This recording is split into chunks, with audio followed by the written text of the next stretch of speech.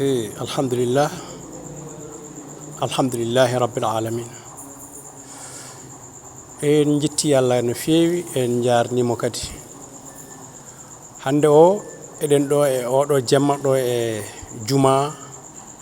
sifa o mo ganduda ko kaw El Hadj Abdoulaye Wole Ndiaye mahi jamaka tawi omo henni hen koolado makko El Hadj Aboubacry Siddique Ndiaye ene jogani en do tapisserie o hande kikide he Cheikh El Hadj Ahmed Tidiane Diallo ene wondi e équipe mo juge Gounass production ko ni golle de jaari juma o gayni wertede heddi ko réglage fixé collé voilà golle de non nani falillahi alhamdu kawla jabla Wole o golli soko Allah en jetti Allah en jetti ceerno men Cheikh El Hadj Mouhammad Boun Saïd radiyallahu ta'ala anhu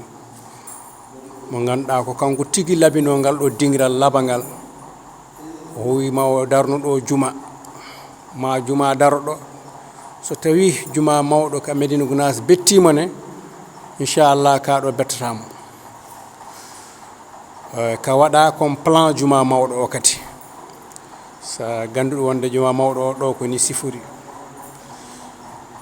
to juma mawdo to ni yaari ha to bangi mihrab to ko ni gollira en jettani Allah kadi ceerno joom woni o hono Cheikh El Hadj Ahmed Tidiane Ba ya Allah juutno gurdam makko o sellinamo o sembinamo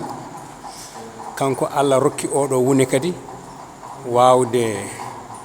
jokkude aywa deedo golle koy saha makko heewi no yidbe gollirde hono dani kono nde wonno kaw El Hadj Abdoulaye Wole Ndiaye kanko ne ko joom woni Allah waddimo kadi e suka joom woni kolnido koolado Allah rokkimo woni deedo golle kadi hande en mbawat wiide ko hadide jofte ko ndaw seeda walillahi alhamdu en jetti non en jarni dendangal équipe gonnodo do dewdo do en mbawa limtide be ouvrier ji di fof mbawa mi wiide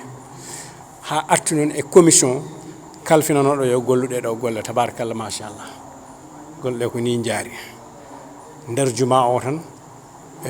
ene wawi nawde 901 almame watti 900 place yantude almamo woni 901 dum woni ke nder juma o tan mi halani mihrabuji di mi halani cuudi didi rewbe di didi inchallah ma en jeftoy din kadi jantinen dum e oga ganden juma o ko famde fof e ka wawi nawde e wa 1000 personnes tabarakallah machallah ko ni ke jirdon kam en jirdon juma ka walillahi alhamdu ko gollama aywa golle makka nani aywa on jarama ko musidɗo mon Cheikh Ahmed Tidiane arno kadi do e juma meden he wawde yettinande en odo khabar